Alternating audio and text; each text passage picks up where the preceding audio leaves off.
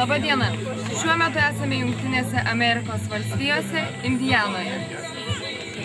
Aš esu Darius Sabaliūnas, JAV lietuvių bendruomenės Cincinnatio apylinkės tarybos pirmininkas.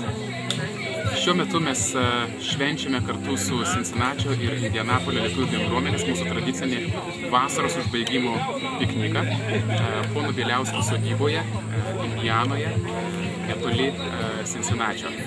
Kaip matote, daugybė žmonių, kurie susirinkę čia vieni kitais pasidžiaugti. Keletas koncertų tiek iš Indianapolio, tiek iš Cincinnatio, grupių susibūrusių jau lietuvių, sportiniai žaidimai, tautinė atributika, vėliava pasiūta Indianapolio lietuvių Jurgio Kairio pasirodymo Indianapolyje proga prieš keletą dienų. Mūsų Cincinnatio lietuvių bendruomenė gyvuoja jau labai seniai. Jis yra maža, tačiau jau po karo įsikūrusi ir eilę metų veikusi ir pirmininkais yra buvę daugybė įžymių gana žmonių. Pavyzdžiui, aš kaip pirmininkas kartu su Gražvydu Supronu, mes esame du pirmininkai, pakeitėme profesorių Leoną Grinių, kuris buvo Cincinnatio apylinkės pirmininkas keletą metų iki mūsų. Ir mums atėjus čia mes pabandėme suaktyvinti šiek tiek veiklą, įtraukti daugiau žmonių, sukūrėme savo interneto svetainę, pradėjome organizuoti įvairius renginius, tokius kaip, pavyzdžiui, išvykimas į sporto varžybas, kanojomis plaukimasis, į piknikai įvairūs koncertai. Ir aš manau, kad mums sekasi gana neblogai. Cincinnatio bendruomenės narys, ponas Vytautas Bieliauskas, trumpai papasakos apie bendruomenės įsikūrimą. Mes į Cincinnati atvykom 1958 metais ir tuo laiku, kai čia atvažiavom, tai buvo keletas lietuvių. Jie turėjo mažą grupelę, jie buvo iš pirmosios bangos, bet jie, taip sakant, labai silpnai gyvavo, tada mes su jais susijungėm ir bendruomeniai pradėjo veikti. Ir nuo to laiko buvo apie kokią 10 šeimų. Ir tas ėjo gana ilgai, mes dalyvavom kai kuriuose tokiuose parengimuose, kur užsieniečius kviesdavo. Buvo toksai Cincinnati visų tautų pasirodymas dalyvaudavom, bet buvo gana sunku.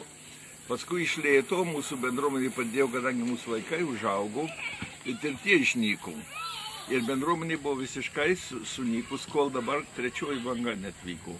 Ir dabar trečiai banga atvykus, mes kartu susijungėme ir aš turiu pasakyti, kad turbūt Cincinnati duoda pavyzdį kitiem, kadangi pas mus jau pirmininkai yra abu iš trečiosios bangos. Ir mes labai patenkinti jais, kaip tik jie šiandien viskas organizavęs čia. Norėčiau paklausti, kaip jums kilo idėja pradėti vadovauti Cincinnatio bendruomeniai? Tai tikrai mane išrinko, bet kiek liečia Cincinnati bendruomenė, kai aš lietuvių bendruomenė įsijungęs esu, tai tas eina nuo senų laikų. Aš Miunchene įkūriau lietuvių bendruomenę, pradėjau, kai buvau. Tai nuo to laiko atvažiavęs, kur lietuvių būdavo, aš visada įsijungdavau. Ir šičia, žinoma, Cincinnati tuo laiku atvažiavo, kai aš atvažiavau, atsirado kiti, Žibas, Liaubai atsirado ir mes pradėjom visi susijungti ir bendruomenė atsigaivinus buvo ir stipriai veikė. Ir dabar, man atrodo, vėl atsigaivina ir labai gerai veiks. Gal galėtumėte trumpai papasakoti apie tiesiog narystę bendruomenėje? Bendruomenė narystė čia, taip kaip visur kitur, yra savanoriška.